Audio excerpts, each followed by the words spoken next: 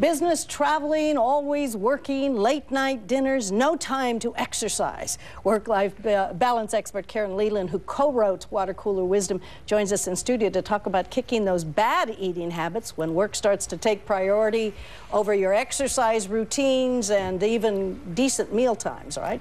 Karen, good morning. Good morning. One of the biggest problems, it seems, is those early morning business breakfasts where you look at the array in front of you and it all says carb, heavy start to the day. It does. Yeah. We call that the morning meeting carbo load. Yeah. And of course what happens is people go in and they have a cup of coffee with a little milk and a little sugar and maybe a donut. Right. And the reality is that's not enough calories to get you through the day. It's mentally not enough calories to get you through lunch. And what happens at the holiday times is people tend to bring in, companies tend to bring in more of those pastries, there's more of those meetings, and that's what people eat. And it really creates a problem. There was actually just a study done by the International Labor Organization, and they estimated that up to 20% of productivity problems are due to poor eating habits at work. 20%. Because all of that, it ups the hypoglycemic, and then you become sluggish even by mid-morning instead of mid-afternoon, because even when they may lay out eggs, they also give you bacon and the potatoes, and you tend to choose that as opposed to, oh, look, there's some fruit and grains. Although, you know, eggs and potatoes are not a bad combination, because when you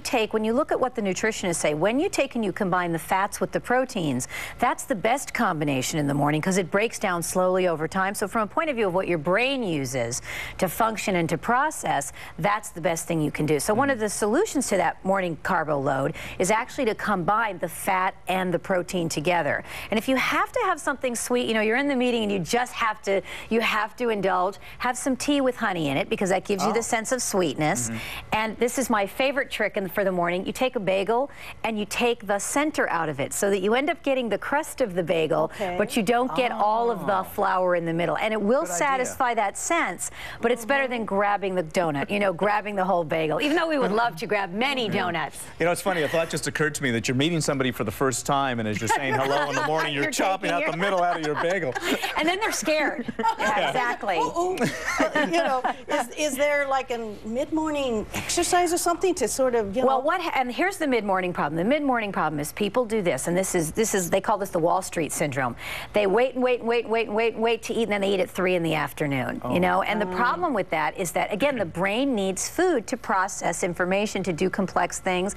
And so what people often do when they get too over-hungry is then they run to the vending machine, or they run and they have the candy bar, or they run and they have the burrito, as opposed to, again, having something that's more balanced. So if you know you've got the kind of work schedule, and again, particularly at the holidays, because they bring everybody in and there's all this stuff in the coffee room, right? And there's the cake and the cookies and the pies, and somebody makes, you know, the sugar Santa cookies. Or they bring the candies that somebody gave them, you know. The boxes of See's candy start appearing everywhere. Right, there's my fruitcake. Well, no one eats fruitcake in this country, so it's not a problem. But, you know, you come in and you see all that stuff, and the temptation is to snack on that, and it just shoots the blood sugar up, and so then people get hungrier and hungrier and hungrier, but they're not really functioning. They're on a sugar high.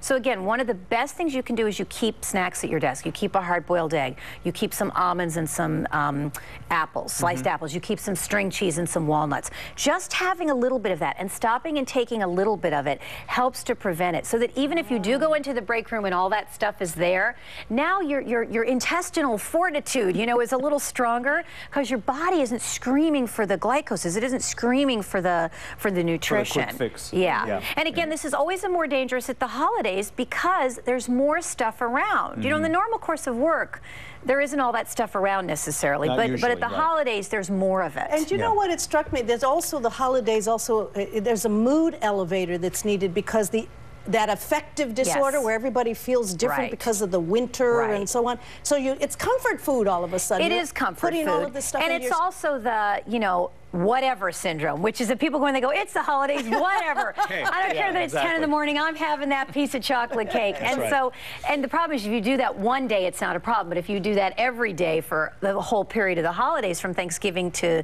you know, New Year's, we all know how, you know, people not only gain weight, but they start to really feel it in terms of their sluggishness. You know, another thing that happens at the end of the year is that you have end of the year reports or budgets or anything like this, so you end up working a lot later hours, which means you're stuck in the office. Again, you can't can't really get a healthy meal for dinner. Well, and people end up going out to more dinners. And one of the biggest problems with business eating at the holidays is eating out. Because, you know, we all go out and let's say we have this business dinner and we're going to celebrate.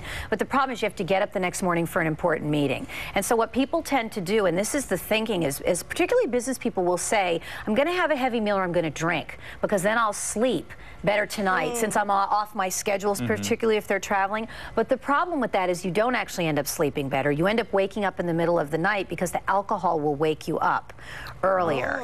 And so what happens is for most people, it's a much better idea. You have a lighter meal. Like I went out last night with a group of business associates after something. It was about 11 at night. I don't usually eat that late. But, you know, I had a salad with a little bit of turkey in it. That's what I had. Because if you have the burger and the fries at 11 o'clock at night, you're going to pay for it. It feels good, but the next morning you will pay for it when you end up with that, you know, that feeling. Okay. Great tips, especially with the holidays coming. Exactly. Karen, thank you. It's great to see you again. Always a pleasure. And we want to remind you that Karen's website was on the screen there. Karen, can you give us the website again? Sure, it's www.scgtraining.com. Excellent. Her mind is really working at this hour. She got enough sleep. There you go. You cut out the center of that bagel, didn't you? All right, thanks, Karen.